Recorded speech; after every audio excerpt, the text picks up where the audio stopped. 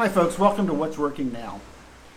An ambitious agent asked the other day, I'm wondering if it's time for me to get some help and how I can possibly afford it. So today we're going to talk about how to get help. Marjorie?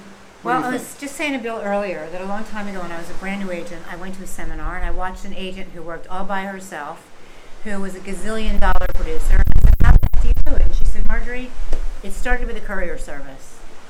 I had to pick up some keys and drop off some keys. And I thought, that's brilliant. And I set up a courier service. And it started with somebody to pick things up and drop things off. Think about how much time you spend running around, dropping things off, and picking things up. Yeah.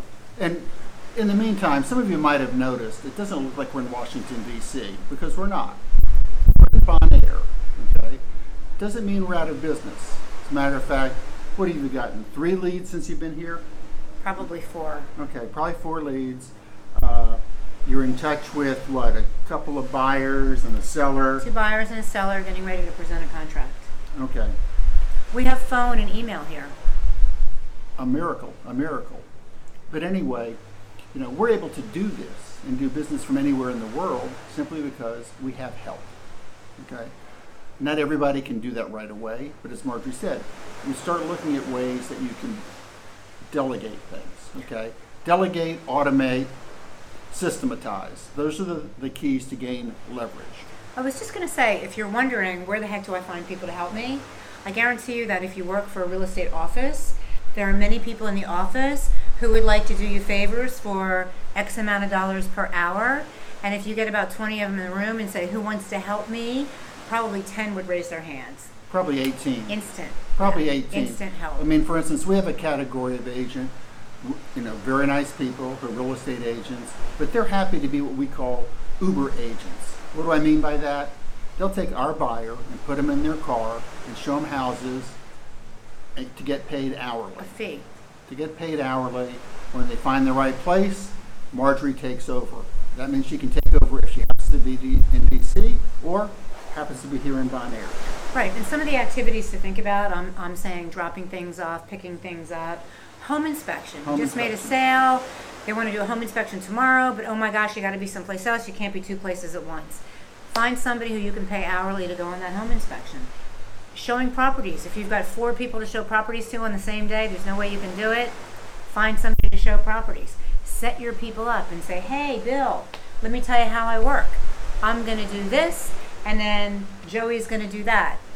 And I've got somebody else to do this, and somebody else to do that.